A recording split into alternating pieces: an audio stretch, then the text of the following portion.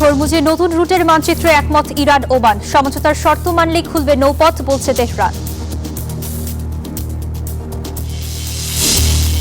ইন্দোনেশিয়ায় ভূমিকম্পে প্রাণহানি বেড়ে 51, 3 শতাধিক আফটার শকে ব্যাহত হচ্ছে উদ্ধার কাজ। এবার ভানুয়াতুতে ভূকম্পন। এবং বিশ্বজুড়ে দুর্যোগের তাণ্ডব, ইউরোপে দাবানলের বিধ্বংসী রূপ, বন্যায় বিপর্যস্ত যুক্তরাষ্ট্র, 7 জনের মৃত্যু, নাকাল এশিয়াও। স্বাগত গ্লোবাল টাইমে বিশ্বের নানা প্রান্তের খবর নিয়ে আপনাদের সঙ্গে আছি মেহেরুন্নেসা মেঘলা। দেখছিলেন শিরোনামগুলো। হরমুজ প্রণালীতে নিরাপদ নৌ চলাচলের জন্য ওমানের সঙ্গে একটি নির্দিষ্ট রুটের মানচিত্র নিয়ে একমত হয়েছে ইরান।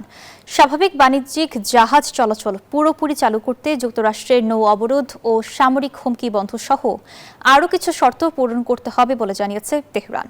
এদিকে মধ্যপ্রাচ্যে যাচ্ছে পারমাণবিক শক্তি চালিত মার্কিন বিমানবাহী রণতরী USS জর্জ ওয়াশিংটন। এমন প্রেক্ষাপটে নতুন সংঘাতের শঙ্কা করছেন অনেকে। সর্বশক্তি দিয়ে ইরানকে ঘায়েল করতে মরিয়া যুক্তরাষ্ট্র। ক্ষমতা প্রদর্শনে এবার মধ্যপ্রাচ্যে যাচ্ছে পারমাণবিক শক্তি চালিত মার্কিন বিমানবাহী রণতরী USS জর্জ ওয়াশিংটন। এমন প্রেক্ষাপটে 2 সপ্তাহের মধ্যেই নতুন সংঘাত শুরুর আশঙ্কা করছেন অনেকে। সামরিক উত্তেজনা বাড়লেও কূটনৈতিক তৎপরতায় মনোযোগী তেহরান। এরই মধ্যে ওমানের সঙ্গে বৈঠকও করেছে তারা। এই বৈঠকে হরমুজ প্রণালীতে নতুন নৌ রুটের বিষয়ে একমত হয়েছে দুপক্ষ, জানিয়েছে ইরানের পররাষ্ট্র মন্ত্রণালয়ের মুখপাত্র ইসমাইল বাঘাই। হরমুজে অস্থিতিশীলতা যুক্তরাষ্ট্র ও ইসরায়েল শাসনের অবৈধ কার্যকলাপের ফল। রাষ্ট্র হিসেবে ইরান নিজের স্বার্থ ও জাতীয় নিরাপত্তা রক্ষায় প্রণালী ঘিরে পদক্ষেপ নিয়েছে। এছাড়া হরমুজ প্রণালী পুরোপুরি খুলবে কিনা তা ওয়াশিংটনের স্বাক্ষরকৃত স্মারক বাস্তবায়নের উপর নির্ভরশীল বলে জানান দেশটির পররাষ্ট্রমন্ত্রী। ইসলামাবাদ সমঝোতা স্মারকে যুদ্ধের সমাপ্তির কথা বলা হয়েছে। যুক্তরাষ্ট্র তা লঙ্ঘন করেছে। সব শর্ত বাস্তবায়ন না হলে হরমুজের বিধিনিষেধ থাকবে।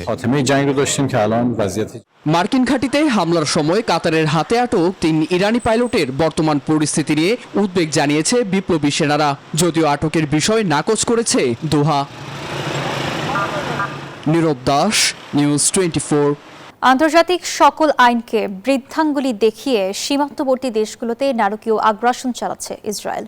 যুদ্ধবিরতি লঙ্ঘন করে দক্ষিণ লেবাননে ইসরায়েলি অভিযানে প্রাণ গেছে 11 জনের। এর তীব্র নিন্দা জানিয়েছেন দেশটির প্রেসিডেন্ট জোসেফ আউন ও আরব লীগ। এদিকে সার্বভৌমত্ব লঙ্ঘন করে সিরিয়ার আল রাফিদ শহরের বেশ কয়েকটি বাড়িতে অভিযান চালিয়েছে IDF। সুবিশাল ভবন এখন কেবলই ধ্বংসস্তূপ। সাধারণ লেবানিজদের উপর চলা বর্বরতার পর এ দৃশ্য দক্ষিণ লেবাননের আনসার গ্রামের। গেল জুনে যুক্তরাষ্ট্রের মধ্যস্থতায় ইসরায়েল ও লেবাননের মধ্যে যুদ্ধবিরতির চুক্তি হয়। এরপর দফায় দফায় হামলা হলেও শনিবারের এই আগ্রাসনকে ভয়াবহ বলে উল্লেখ করেন স্থানীয়রা। এতে 3 শিশুসহ 2 নারীর প্রাণ গেলেও নিহতরা এক জ্যেষ্ঠ হিজবুল্লাহ কমান্ডারের পরিবারের সদস্য বলে দাবি IDF এর। এদিকে বর্বরোচিত আক্রমণের তীব্র নিন্দা জানিয়ে লেবাননের প্রেসিডেন্ট জোসেফ আউন বলেন, পরবর্তী দফার আলোচনা পণ্ড করতেই এই হামলা। আর বেসামরিকদের ওপর নেতানিয়াহু বাহিনীর হামলার জন্য হিজবুল্লাহকেই দায়ী করেন মার্কিন পররাষ্ট্র দফতরের এক মুখপাত্র। ইসরায়েলের এই তাণ্ডবকে সাধারণ মানুষের উপর সম্মিলিত শাস্তি বা কালেকটিভ পানিশমেন্ট হিসেবে অভিহিত করেন বিশ্লেষকরা। বার্ট কলেজের মধ্যপ্রাচ্য অধ্যয়ন বিভাগের সহযোগী অধ্যাপক জিয়াদ আবু রিশের মতে, যুদ্ধবিরতি লঙ্ঘনের কারণে জবাবদিহিতা এড়াতেই ইসরায়েলের এ বেপরোয়া হামলা। এদিকে সিরিয়ায়ও চলছে ইসরায়েলি দখলদারিত্ব। রাতের আধারে সিরিয়ার দক্ষিণাঞ্চলীয় আল রাফিদ শহরে বেশ কয়েকটি বাড়িতে তল্লাশি চালায় তারা। তীব্র নিন্দা জানান দেশটির প্রেসিডেন্ট আহমদ আল শারা। পাশাপাশি IDF কে দখলকৃত অঞ্চল থেকে সরে যাওয়ার আহ্বানও জানান। তথ্য বলছে 2024 সালের ডিসেম্বরে বাশার আল আসাদের শাসনের পতনের পর সিরীয় বাফার জোনের নিয়ন্ত্রণ নিজেদের কবজায় নিয়েছে ইসরায়েল। আফরিন মৌ, নিউজ 24। ইন্দোনেশিয়ার ফ্লোরেসে 7.7 মাত্রার শক্তিশালী ভূমিকম্পে প্রাণহানি বেড়ে দাঁড়িয়েছে 51 জনে। পরপর 3 শতাধিক পরাঘাত বা আফটার ম্যাথ উদ্ধার কার্যক্রমকে ঠেলে দিয়েছে চ্যালেঞ্জের মুখে। আশঙ্কা করা হচ্ছে প্রাণহানি আরও বাড়তে পারে। শনিবার উত্তর সুমাত্রায় আঘাত হানে 6.9 মাত্রার আরেকটি ভূমিকম্প। আতঙ্কে জুবুথুবু সাধারণ মানুষ, কেউ ছুটছেন পরিবারের নিখোঁজ সদস্যের খোঁজে, কেউ আবার আহত অবস্থায় ছুটছেন চিকিৎসার জন্য। 7.7 মাত্রার ভূমিকম্পে বিপর্যস্ত ইন্দোনেশিয়ায় এমন চিত্র সবখানে, বাড়ছে প্রাণহানি। কম্পনে ক্ষতিগ্রস্ত 2 শতাধিক বাড়িঘর সহ বিদ্যুৎ ও পানির অবকাঠামো। এতে পরিবার নিয়ে অস্থায়ী শিবিরে ঠাঁই নিতে বাধ্য হয়েছেন দেশটির নাজেকেও এলাকার প্রায় 2000 বাসিন্দা। সেখানেও তাঁবু, চিকিৎসা সরঞ্জাম, খাদ্য ও পানীয় সংকটে ভোগান্তি এখন চরমে। নিরাপদে সরে আসলেও পরিস্থিতি ভিন্ন। এখনো একটি তাঁবুও দেওয়া হয়নি। এখানে 2টি শিশু আছে, তারা ভোরের শিশিরের মধ্যে ঘুমাচ্ছে। সরকারের উচিত বিষয়টির দিকে নজর দেওয়া।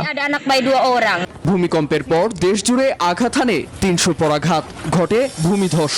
এতে বেশ কয়েকটি সড়ক বন্ধ হয়ে ব্যাহত হয় উদ্ধার অভিযান। 3টি হেলিকপ্টার ও একটি জাহাজ মোতায়েন করা হলেও উদ্ধার অভিযানে বেগ পেতে হচ্ছে।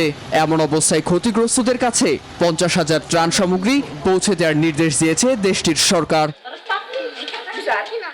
শনিবার ইন্দোনেশিয়ার উত্তর সুমাত্রা দ্বীপে আঘাত হানে 6.9 মাত্রার আরেকটি ভূমিকম্প, যার উৎপত্তিস্থল ভূপৃষ্ঠের 172 কিলোমিটার নিচে হওয়ায় বড় ধরনের ক্ষয়ক্ষতি হয়নি। নীরব দাস, নিউজ 24। কলম্বিয়া ও ইন্দোনেশিয়ার পর এবার শক্তিশালী ভূমিকম্পে দক্ষিণ প্রশান্ত মহাসাগরীয় দ্বীপরাষ্ট্র ভানুয়াতু। রোববার দেশটির উপকূলের কাছে আঘাত হানা ভূমিকম্পটির মাত্রা ছিল রিক্টার স্কেলে 6.1। এমন তথ্য জানিয়েছে আনাদোলু এজেন্সি। কম্পনের পর তাৎক্ষণিকভাবে কোনো হতাহত বা ক্ষয়ক্ষতির খবর পাওয়া যায়নি। ভূমিকম্পটির উৎপত্তিস্থল ছিল ভূপৃষ্ঠের 155 কিলোমিটারের বেশি গভীরে। কোনো সুনামি সতর্কতাও জারি করা হয়নি।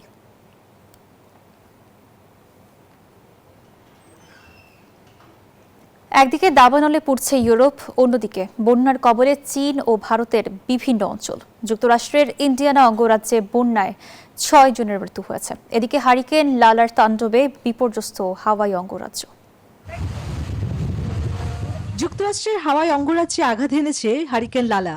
ফলে অঙ্গরাজ্যটির 42,000-এরও বেশি মানুষ বিদ্যুৎহীন হয়ে পড়েন। শক্তিশালী ঝড়ে 20 থেকে 25 ইঞ্চি পর্যন্ত বৃষ্টিপাত হয়। হাওয়াইয়ের বিভিন্ন সড়ক তলিয়ে যায় পানিতে।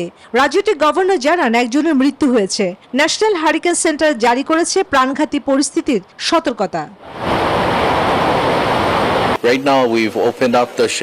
আমরা ওয়াইকিয়া হাই স্কুল আশ্রয় কেন্দ্রটি খুলেছি। এই জায়গায় প্রায় 200 জনের মতো ব্যক্তিকে আশ্রয় দেওয়া হয়েছে। এদিকে যুক্তরাষ্ট্রের ইন্ডিয়ানা অঙ্গরাজ্যে বন্যায় কয়েকজনের মৃত্যু হয়েছে। বিদ্যুৎহীন হয়ে পড়েছেন 1.5 লাখ মানুষ। পরিস্থিতি মোকাবেলায় রাজ্যের গভর্নর মাইক ব্রন এরই মধ্যে জরুরি অবস্থা ঘোষণা করেছে। চীনেও ভারী বৃষ্টিতে বাড়ছে বন্যার শঙ্কা। ভেঙে যাওয়া বাঁধের অংশ মেরামতে মাঠে নেমেছে বন্যা নিয়ন্ত্রণ দল। ভারতের আসামে বন্যার পানি নামলেও দুর্ভোগ কাটেনি। অন্যদিকে দাবানলে পড়ছে ইউরোপ। ফ্রান্স, বেলজিয়াম ও ক্রোয়েশিয়ায় বিস্তীর্ণ এলাকায় ছড়িয়ে পড়ছে আগুন। বেলজিয়ামের ইতিহাসে সবচেয়ে বড় দাবানল নিয়ন্ত্রণে সেনাবাহিনীর সঙ্গে কাজ করছে জার্মান দমকল কর্মীরা। ফ্রান্সে আগুন নেভাতে সহায়তা করছে অস্ট্রেলিয়ার দমকল হেলিকপ্টার। চন্দ্রা, নিউজ 24। জিম্বাবুয়ের লেক কারিবায় ফেরি দুর্ঘটনায় মৃতের সংখ্যা বেড়ে 72 জনে দাঁড়িয়েছে। শনিবার হ্রদটি থেকে আরও 25টি মরদেহ উদ্ধার করা হয়েছে, এমন তথ্য জানিয়েছে রয়টার্স। নিখোঁজদের সন্ধানে অব্যাহত রয়েছে উদ্ধার অভিযান। গত মঙ্গলবার উত্তাল ঢেউয়ের কবলে পড়ে অতিরিক্ত যাত্রী বোঝাই একটি ফেরি উল্টে গেলে এই দুর্ঘটনা ঘটে। এখন পর্যন্ত পাওয়া তথ্যে 77 জনকে জীবিত উদ্ধার করা হয়েছে। হাঙ্গেরির পূর্বাঞ্চলে একটি বাস দুর্ঘটনায় 12 জন নিহত হয়েছেন, আহত হয়েছেন অন্তত 10 জন। রোববার ফেসবুক পোস্টে এ তথ্য জানান দেশটির প্রধানমন্ত্রী পিটার মাগিয়ার। রয়টার্স জানায়, রাজধানী বুদাপেস্টের প্রায় 140 কিলোমিটার পূর্বে পোল্যান্ডের নিবন্ধিত বাসটি ছিটকে খাদে পড়ে উল্টে যায়। এতেই ঘটে হতাহতের ঘটনা। রয়টার্স জানায়, বাসটিতে 57 যাত্রী ও 2 চালক ছিলেন। পুলিশের প্রাথমিক ধারণা, চালক ঘুমিয়ে পড়ায় নিয়ন্ত্রণ হারিয়ে দুর্ঘটনাটি ঘটে। দুর্ঘটনার কারণ অনুসন্ধানে তদন্ত চলছে। আর এই ছিল গ্লোবাল টাইমের এখনকার আয়োজনে। এতক্ষণ সঙ্গে থাকার জন্য ধন্যবাদ।